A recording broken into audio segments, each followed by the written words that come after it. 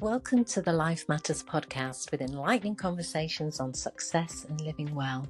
My guests are all motivated by the desire to make a difference, and they share their wisdom, personal journeys, and a host of practical guidance that we can apply in our lives.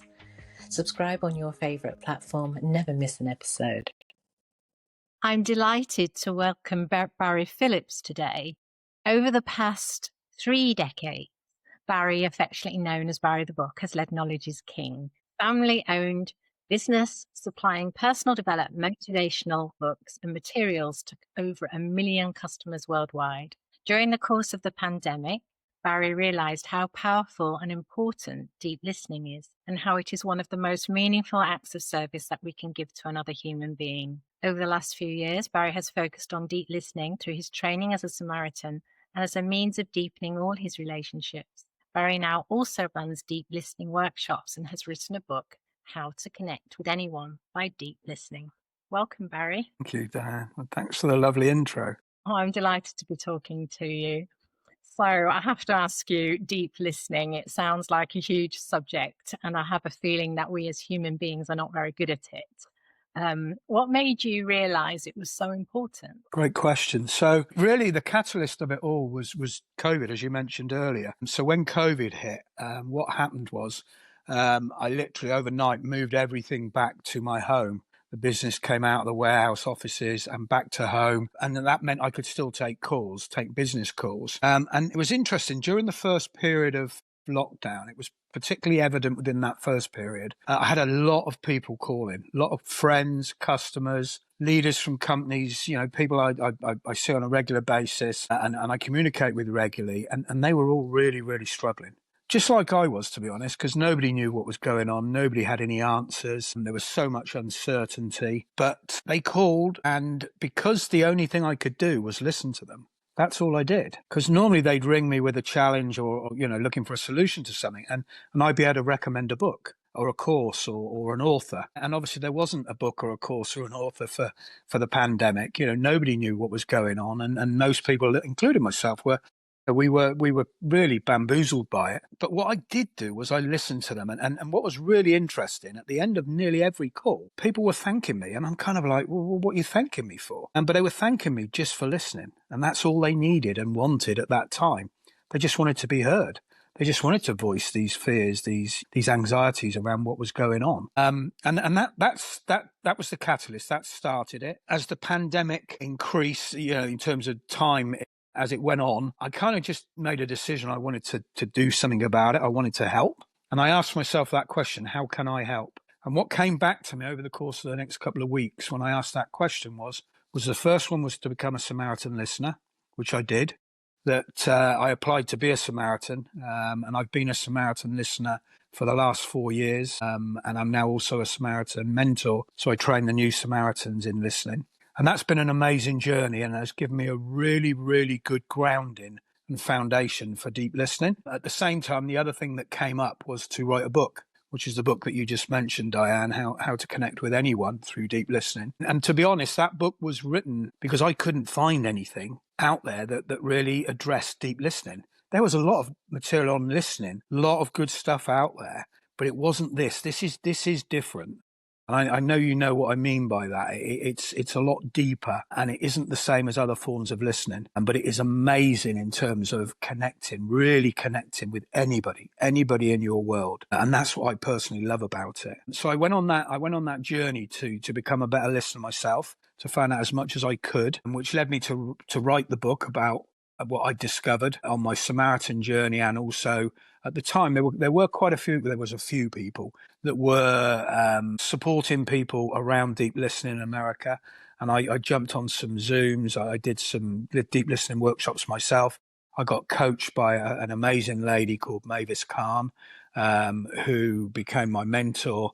She'd been running deep listening workshops for nearly 20. She's 84 years young and still just a bundle of joy and energy. It was a beautiful, beautiful way to experience deep listening and to work with her.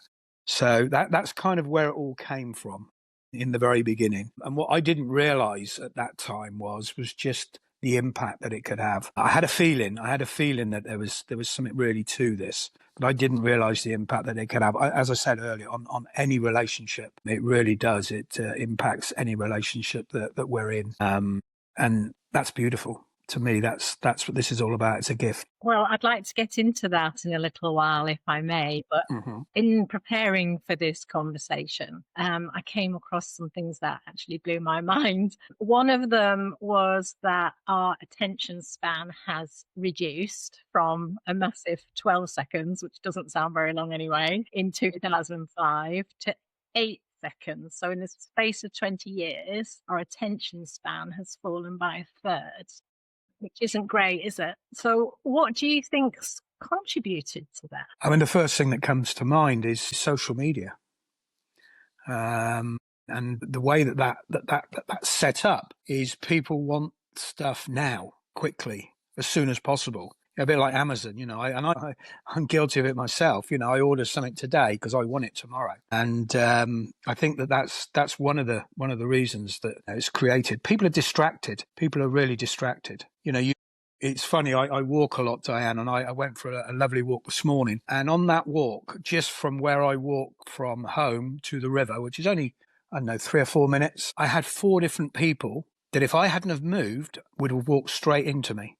Because they were walking along the street, off to work or wherever they were going, with their head down in their device. Distraction. Yes. And what a shame when they're, if you're in a beautiful environment and you're engrossed in a screen, not able to take in your surroundings. And of course, if you're distracted, you're not really fully present, are you? No, that's the other thing. Because what all of those things do is they stimulate the mind and they stimulate your thoughts. And that's where deep listening is totally different to anything else, which I know we're gonna address and we're gonna talk about. Yes, and while we're on the subject of attention spans and the research, it's interesting how Simon Sinek, who I'm sure you're very familiar with, how he's moving from leadership into more relationship, friendship sort of arena. And I think his next book's actually going to be on friendship.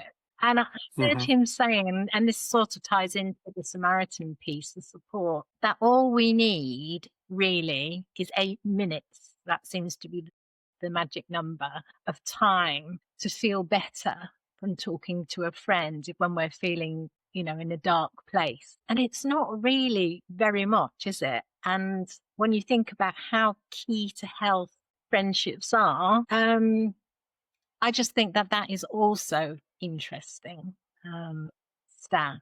What do you think? Yeah, totally. I mean, I can give you an example. So on the workshop, one of the things that we do is we pair up and we both have 5 minutes to share about a subject. And we're given the subject, obviously. It doesn't matter what the subject is, but all that you're doing in that 5 minutes is sharing what you want to share. And all the other person is doing, the listener, is listening from this deep listening state of being.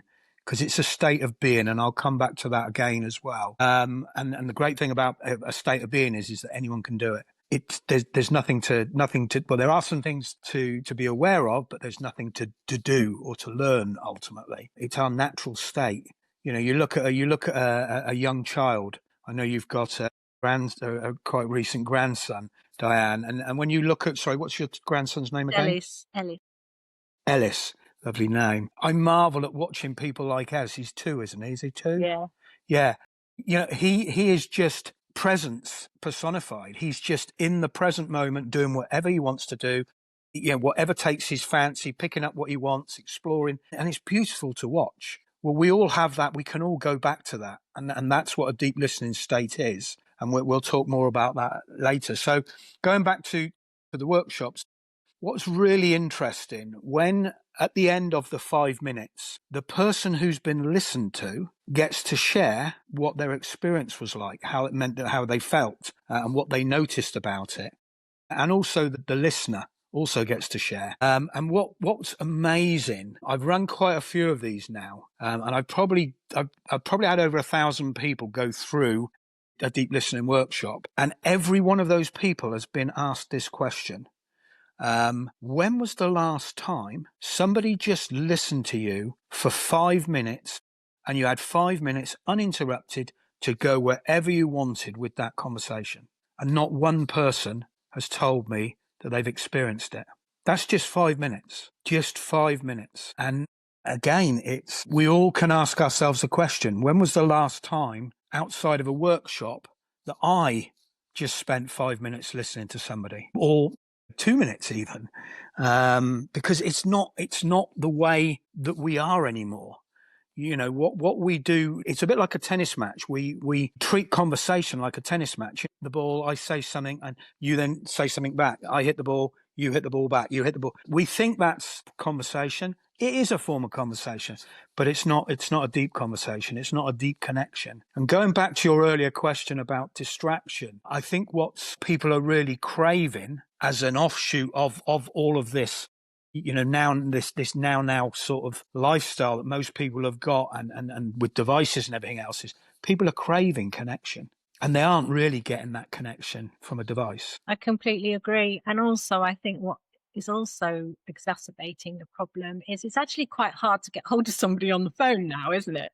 People prefer to message. And of course, that's not a conversation. It's a transmission. And so actually, even those conversational skills where perhaps people aren't really listening are getting worse and worse, I imagine. Totally agree with you. I worry a bit about getting hold of someone in an emergency in the middle of the night because, I mean, so few people seem to have landlines in their houses now.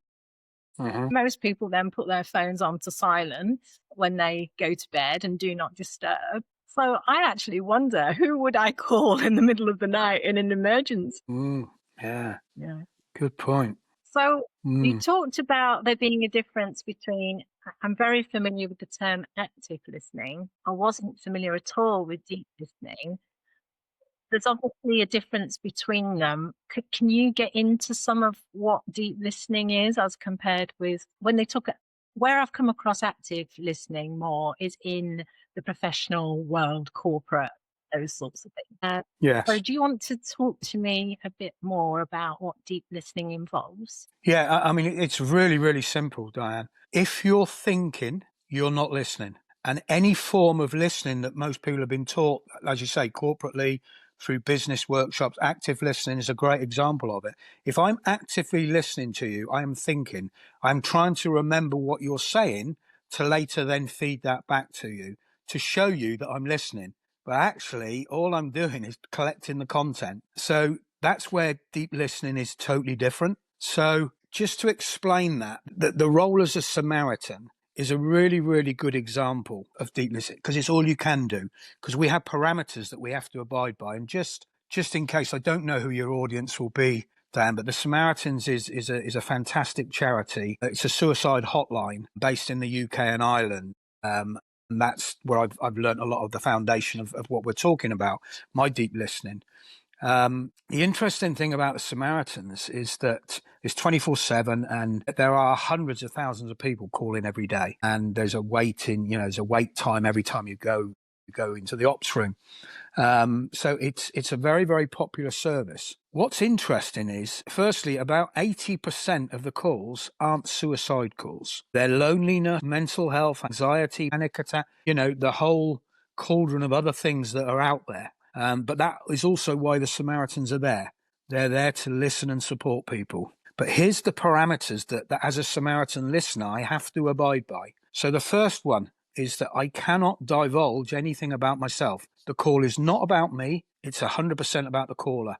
The only thing I divulge is my name. If I don't want to give my proper name, I can go under a pseudonym. That's some of the people I work with do that. I do go under my name, Barry. But at no point do I ever share anything about me. It's not about me. The call is 100% about the caller and what they want to chat through. Because it's in that structure, and it's obviously anonymous, we don't know where they're calling from unless they choose to tell us. We don't judge. At any point do we never judge them. We don't make assumptions. We just let them share whatever they want to share. And the other thing, which for me is the real key to why the Samaritans is such a successful service and why it alludes to deep listening, is at no point are we ever allowed to give advice, opinions, or try and help somebody solve a problem or fix a problem. So if you look at those parameters, the only thing we can really do is listen to somebody. We can ask questions. If we want to, find out more about something, we can, and we do ask questions. But other than that, all we do is listen. But the real power within that is what we're doing there is we're holding a space for the other person to explore whatever they want to explore. So to give you an example of that, what a typical call might start with, oh, I'm really angry with my partner or my mother or my son or my daughter. And it starts there. And 45 minutes later, we've gone really deeper into something a lot deeper, something possibly they've never shared with anybody before, that's been playing on their minds for years and years and years. And that happens a lot. It really does. And it's because we're just by listening to somebody, we are giving them the space to just explore whatever they want to explore. Now, the beautiful thing about that is when we're in that space, when they're in that space, they tend to quieten down. And the other example I use there, Diane, is that of a snow globe. We all know what a snow globe is and what happens when we shake a snow globe up. That's a bit like our thoughts. So when we're in an anxiety attack, a panic attack, or we're worrying about something, what tends to happen is a bit like a snow globe. Our head is like a thought storm. Our thoughts are all over the place. And what happens when people call us is that's where they are. They're having a panic attack. Their thoughts are everywhere. But just by listening to them, they slowly start to slow down, calm down. They stop thinking. They stop overthinking. But one of the beautiful things, Diane, about when we hold this space for people, as they start to slow down, they tend to get answers and solutions for themselves. Now, this is really key because for me, that's empowerment. That's how we can empower people. And I have had hundreds of calls where I have done nothing. I have said nothing on a Samaritan call. And at the end of it, maybe an hour later, somebody is there thanking me. Wow, that was amazing. Thank you so much. I know exactly what I need to do now. And I'm like, well, I've not said a word. But that's what happens when we give someone the space to explore, to really, truly explore what it is they just want to put out there, to share with somebody. And that's the real beauty of it. So I want to backtrack a little bit because I've realized I missed one of the important parts of this. I did mention to you that there's nothing to do here. There really isn't anything to do. So if you can get into that place where all you're doing is listening to the other person, what also happens is that you drop into that quiet space. And quite often you'll have insights, aha moments of your own whilst you're doing this. So quite often when in the workshops, when we put two people together, they'll both have insights. They'll both get aha moments. They'll both get empowered to go and do something because they've both seen something. And that's what happens when we get really still, when we get really quiet. Because as you mentioned earlier, it brings us into the present moment. That's the beautiful thing of this. Yes, and so what that makes me realise is that the benefits aren't just for the person who's being listened to, for the listener as well. And that's very powerful, as you say. I'm really interested to know how hard it is to learn to be a deep listener. How did it go for you, all of that training? The great thing is, Diane, everybody's the same, by the way, me included. I can be in a workshop tomorrow and I'll still have thought. But the difference is I'll be aware of that thought. And all I have to do, the minute I'm aware of that thought, I just stop and bring myself back to the present moment. So say you were sharing something, as an example, say you were sharing something, you were telling me about Ellis, your new grandson, and I'm there and I might have some thoughts. Oh, I wonder what colour hair he has. I wonder what colour eyes he's got. I'll have those thoughts, that common thoughts. But each time I have a thought, I'm aware of it. And I just bring myself back to the present moment. Nope, back to listening. There's nothing to do, no questions to ask, nothing for me to add. There's nothing here for me to fix. I just want to listen. I just want to be present and listen. And it's just a beautiful space. It really is. It refreshes us as the listener as much as it does. One of the and again, I'm just going to go back to again something statistical. One of the things that's really interesting about counsellors and psychologists is that they quite often get burnt out.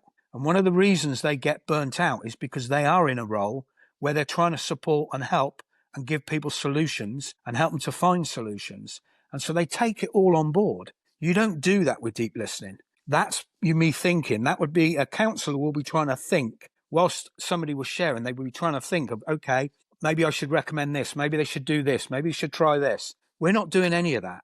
We're doing nothing, absolutely nothing. And that's the beauty of this. So you start with nothing. You're doing nothing. And the minute you notice you start thinking, you just bring yourself back to the present moment and bring yourself back again and again and again, no matter how many times it takes. And what does tend to happen is just like with anything, the more we practice something, the better we get. So I don't need to become aware of my thoughts quite as much as I used to at the beginning. And if I am, then I'll just bring myself back to the present moment. That talking about counsellors also makes me think about how coaches work, where it's helping people arrive at answers for themselves, but through asking the right questions. But how do we know what the right questions are? And actually, the questions, so even in conversation where when someone's telling us about something they've done, we might take them down a particular path because we've got a specific interest and want to know about a particular aspect of that,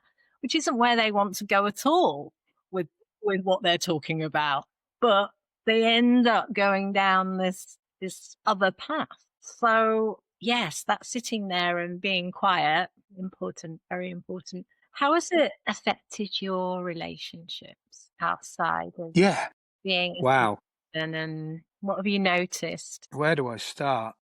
I mean, I honestly believe it's empowered, and there's two things that come to mind here. The first thing is, and I love this, there's a ripple effect to this. So you could ask anybody this question, you'll get the same answer, Diane. You must have been in a situation yourself where you knew you weren't being listened to. Do you agree? Yeah. Yeah.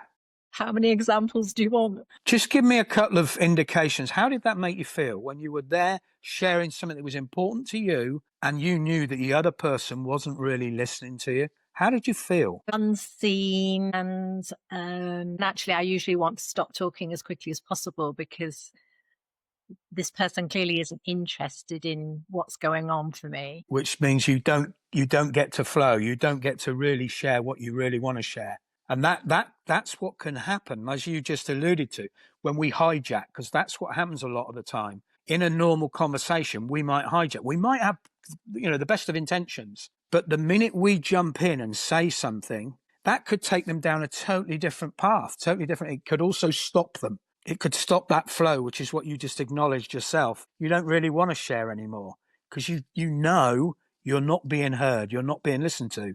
But on the other side of that coin, you also must have an experience of being listened to, being heard. What does that feel like? How is that different? What does that feel like to you? I think I feel important and loved. Beautiful. Seen, heard, important, loved. I could give you 20 different descriptions because that's what you get in a workshop. People share and there's so many ways that it's so descriptive, but they're all beautiful. So the thing I love about deep listening is I know what it feels like to not be heard and not to be listened to, but I also know what it feels like to be heard and listened to. And I know how I want anyone else to feel when they leave a conversation with me, when they leave an interaction with me.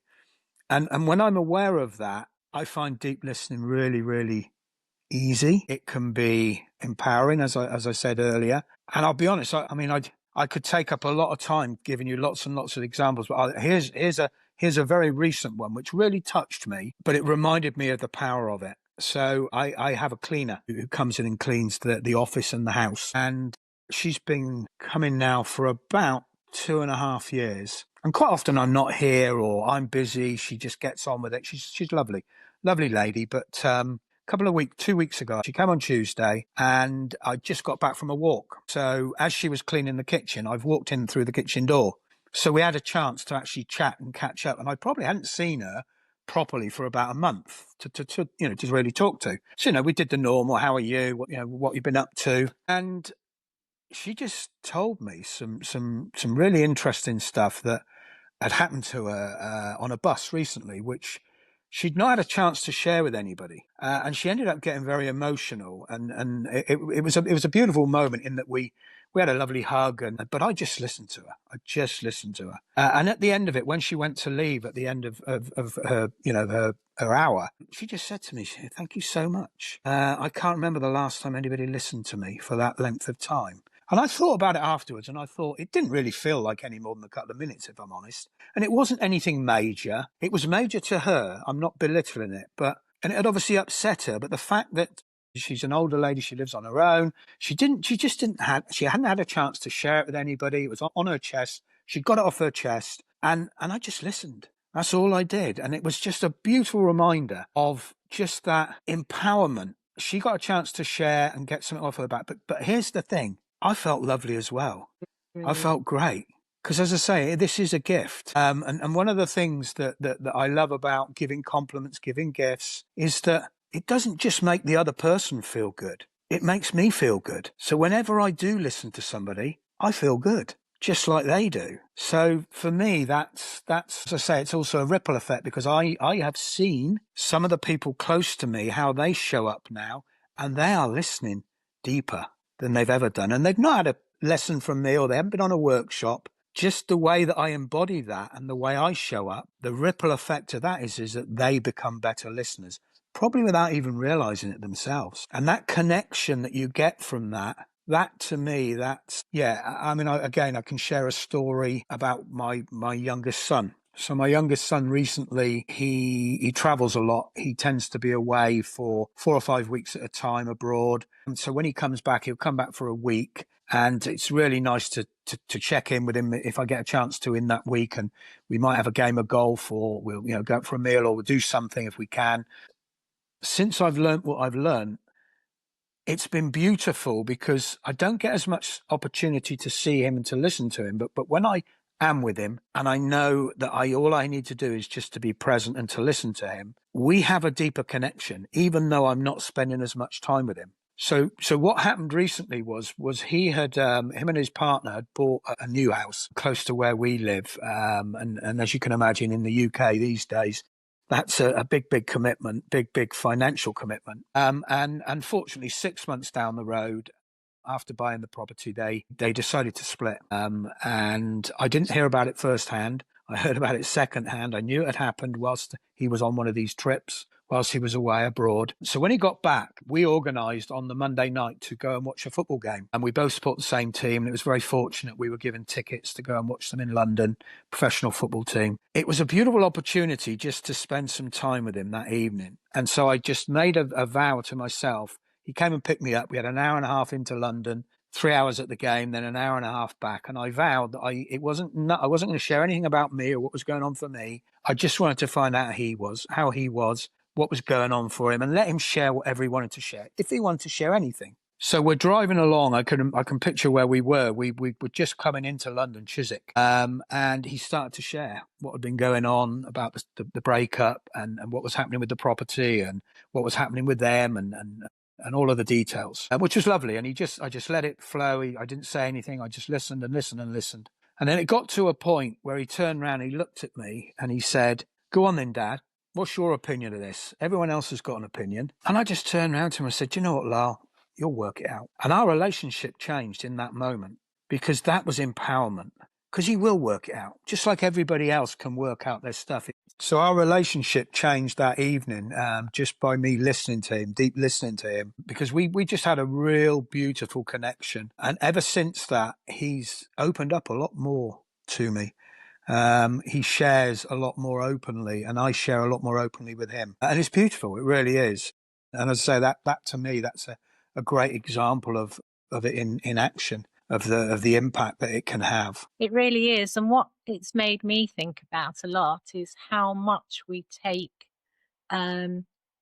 preconceived ideas to often the relationships that are very close to us about how a conversation will go, because we know this person so well. We've almost made our minds up before we have the conversation with them, what their response is going to be, how it's going to go. And so we don't listen, do we? Because we've made our minds up already. And I've explored that in a couple of my closest relationships, where I got on the phone and I decided to suspend all of that and just listen. And I've been softer, I've been slower in those conversations. And I think that's part of what you're talking about with deep listening. And I've caught myself sometimes when I'm listening with a thought or a judgment going through my head about the person. And then it's stop that, stop that. And it's been really helpful. But it is a practice, isn't it? This isn't something that you just do a workshop, read your book, and then you're a deep listener. It is a practice that you have to keep doing over and over and over. And I was reading about the other benefits of deep listening. And one of the things I came across is that how helpful it can be when people have opposing views, so whether they be political or whatever. Given what's going on in the world at the moment with the seemingly increasing polarization, I'm thinking that deep listening could be really healing. What do you think? 100% it is. And the interesting thing, if you're really going to truly deep listen to somebody, there is no opposing view. Because it's not about you, your opinion. You're not going to judge. You're not going to make assumptions. You're not there to fix. You're not there even to tell them what you think. You're there just to listen to them. And it might be that you'd have a situation where you might share your opinion on something and then I might share mine and they might differ. But one of the things that I've realized through this journey personally is how we all live in separate realities anyway. No two people are ever the same. So why should we all have the same viewpoint? Why shouldn't everybody have their own, be able to choose their own view and make their own opinions and have their own opinions on things? So that really helped me, along this journey. But yeah, does that answer your question? Absolutely does. How do we start to cultivate this art of deep listening? What are the steps? I'm guessing it's a good idea not to start with someone who's too challenging. What do you think? What do you advise? You can do it anywhere. That's the beauty. That's the real beauty of this. So another just really, really small example. Simple, so simple. So yesterday I was down in Bournemouth. I was on the beach at Bournemouth. I had some stuff I delivered, some books I delivered in Exeter. I went from Exeter to Bournemouth. I had 3 hours in Bournemouth and I was then going back to Wokingham to do an evening event last night. It was perfect. It was a beautiful day. I worked out I had 2 hours. Sorry, I said 3. I actually had 2 hours in Bournemouth. But I worked out I had just enough time to have lunch and to go and get in the ocean, which is one of my passions. I love getting in the ocean. So I've had some lunch. I've gone down to the beach. The beach is the busiest I've ever seen it. It was 30 odd degrees yesterday in Bournemouth. It was absolutely rammed. There was hardly any space to put your towel down. Of course, I'm just there. Little backpack. I've got my towel. I've got my swimming shorts, but I'm there on my own. And I've also got my keys, money and phone in my bag. So I want to get in the ocean. So I'm looking for somebody I can leave my bag with. And I see this lady sat down watching her young son just in front of her because they were right by the water's edge. And I thought that's perfect if she's happy to. So I asked her, would it be okay? Would you mind just looking after my bag? I'm just going to have a quick dip, 10 minutes, 15 minutes, and I'll be back out. And she sort of looked at me and I realized instantly she wasn't English. So it turns out she was Polish. And what she did is her husband, who wasn't there when I first approached her, he came out of the sea and he spoke better English than she did. So I just explained, could I leave my bag with you for 10, 15 minutes? He said yes. He explained it to her in Polish. She beamed and said, yes, that'll be fine. No problems. And so off I went. Had my swim, came back, and obviously started to get my stuff, thanked her. I realized in a normal situation, that's all I would do. But instead of that, they were both there, the husband and the wife were there. I asked about the son. I asked about whether they were down there on holiday, which they were. And she then started to tell me about, in very broken English, and he was jumping in about how this is the first holiday they've had for so long. And there was a real story behind it all. And I just stood there and listened as I got dry, to be honest with you. I was drying as I was just listening to them. And I walked away and it was one of those just lovely, lovely conversations that was totally random. I'll never see them again. I don't expect I'll ever see them again in my life. But we connected. We really connected. And I loved the fact that she was trying to learn English because she was trying to force herself to talk to me in English because she's trying to learn English. Her husband's been over here a lot longer. And again, it was just one of those things that, I'll be honest, a year ago, 2 years ago, I would just have said, thanks very much, picked my stuff up, gone somewhere else to get dry, and not had a conversation with them. But I was curious. I was interested. That's the other thing about deep listening. That's all you've got to do is just be curious. Isn't it lovely to find out about other people? Isn't it lovely to find out what you're interested in? Isn't it lovely to find out about somebody's grandson or their son, or how long they've been in this country and some of the challenges that they've found in this country since they've arrived here, and what this opportunity, what this country allows them to do that they can't do in their own country? And because her husband hadn't worked in their own country for I think it was 18 months prior to coming to England, got a job straight away here, and obviously is very hard working and he's doing very well. But he was struggling where they lived. There was really genuine no work, despite the fact he wanted to work. So yeah, it's just and that can happen anywhere. You know, I love it. I just love it. Yeah. So we learn more, don't we? We learn more when we do. listen. There's a famous quote along the lines of what you just said, Diane. I can't remember exactly. It's very similar to what you just said.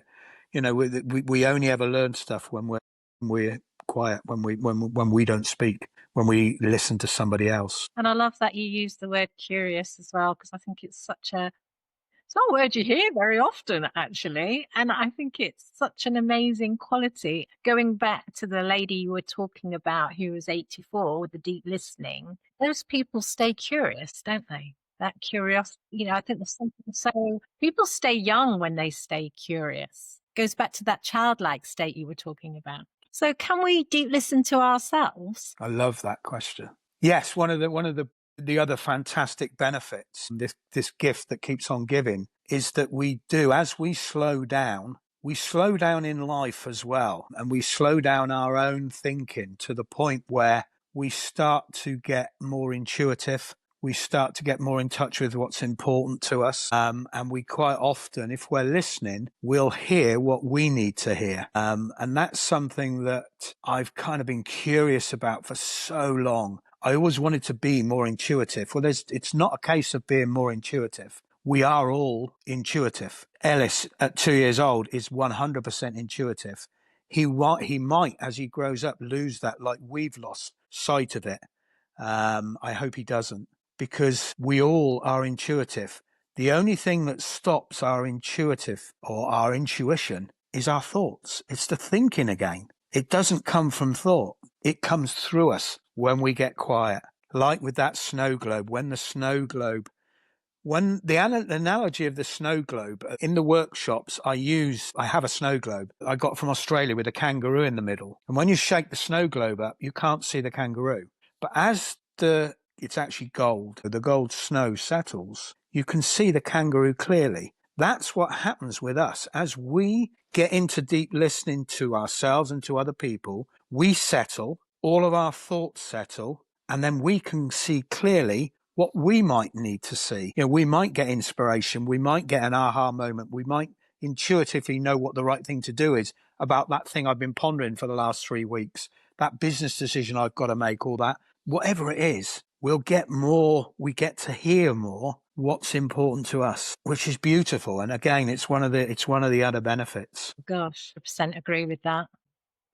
So tell me a little bit about your workshops. Are they in person? They full day? What structure do they? So they're normally 3.5 hours. Right. I normally work with a group of up to 20. I have worked with bigger groups, but I've kind of find that 20 is a great number. One of the beautiful things about working with a number like that, working in a group, especially in person, most of the ones I've done have been in person. It can be done online, but the thing I love the most about this is that it's not about me. It's not about what I know or what I'm sharing. It's about what everybody shares. It's what I call collaborative learning. So that question that you might be sat there at the back of your mind, someone else will answer. You know, or you might answer someone else's question when you share what you saw or what you experienced or how you felt. So it's very, very collaborative. And it's just a really beautiful space for people to really get connected and get in touch with what's important to them. We ask some very thought-provoking questions as well, which tends to get people to go quite deep into what's important to them, and which again is lovely. It's lovely to see people come alive. You know, like when people talk about something they're passionate about, they Mm. come alive. That's beautiful, and that opens up. It's like a flower, and all of a sudden it's very much like a butterfly. In fact, people start as like a chrysalis, and by the end of it, they're just butterflies flying all around the room. It's beautiful, really is. Love it, absolutely love it. So they're normally 3.5 hours long. We pair up, share. We work with different partners. You get to really connect with whoever you share with. You get to connect as a group as well, which is lovely, and that's obviously where the collaborative comes in. And it's one of those things, Diane, that again, there's a famous quote. I can't remember the wording of it, but it's one of those things that once you see this, you can't go back. Mm. I know you used the example of where you listened to your mother and you really listened to her, and that's all you set out to do. You know how to do it now. You can do that with anybody. You know how to do it, and you know the difference that it makes. You know how that must have made her feel and how it made you feel. That's the great thing about this, I think, is that you can do it with anyone at any time and just keep practicing it. And we do slip out of it, don't get me wrong, and I do. I'm no different to anybody else. It's another of those things that we kind of touched on very, very briefly at the very, very beginning. The first question where we were talking about distraction. One of the other things that happens in people's lives these days is they're very busy. Most people are going from one thing to another, to another, to another. That's not good. That's not good. We haven't got time to get in touch with what matters, what's important. So true. And deep listening gives us a chance to do that. Yeah. And what about your book? Where can we get your book? So the book's it's a really good question, Diane. I didn't tell you the full story. The book was originally going to be, I started the book because I wanted to get what I'd learned down onto paper, but I very, very quickly realized this is a very experiential thing. Listening is experiential. I can write about it and I could write the best book in the world, but you could read that book and you might not be any the wiser. It might not make any difference to your life. Whereas you come and you do a deep listening workshop, or you start practicing some of the things we've been talking about, you'll experience it. You'll get that feeling. You'll see the other person lighten up. You'll see the other person settle. You'll see a different connection with somebody. So I realized that. So the book became part of the workshop. So anybody that attended the workshop, I would give them a copy of the book free. Then I got the second wave of that was that people that have been on the workshop started saying, I've got a friend who wants to buy your book. So then we put the book on sale. So the book it's on our website, the Knowledge is King website. But what people really want to do is experience this. For me, that I can only be honest about it. I'd rather somebody came and or started practicing some of what we've shared today just for themselves. Just see where it takes you. You see what shows up, see what happens. And all you have to remember, it's a state of mind. It's not a doing, it's a state of being. So all you have to do is remember you're there just to listen to them. No judgment, no assumptions, not trying to fix them, not actually saying anything other than maybe the odd question if you feel that it might help. And intuitive, you'll know when to ask a good question. 9 times out of 10, you don't have to say anything. See what happens. Great. I hope your listeners see what happens, because as we alluded to earlier, ask yourself the question, when was the last time somebody really, really listened to you for 5 minutes or for 3 minutes or for 2 minutes? Most people couldn't tell you. And likewise, when was the last time you really listened to somebody for 5 minutes without saying a single word? Try it. Experience it. It's beautiful. I think that's a great place to leave our listeners to take away and go and apply or attempt to apply this in their own lives. If people want to get hold of you, Barry, what's the best thing to do? So the best, especially around deep listening, if people want to get hold of me, I've got a separate email for deep listening. So as you alluded to earlier, I'm known as Barry the Book and within the industry. So the email address is barrythebook25@gmail.com. And any queries about it and anything you're interested in possibly attending a workshop or hosting one, then don't hesitate to get in touch. Wonderful. Thank you. I've learned a lot through our conversation, and I'm really going to practice deep listening, and I'll report back to you and let you know how I'm getting on. Thank you very much for your time today. It's always a pleasure. You're welcome. Thank you. And thank you for asking me some great questions. Pleasure.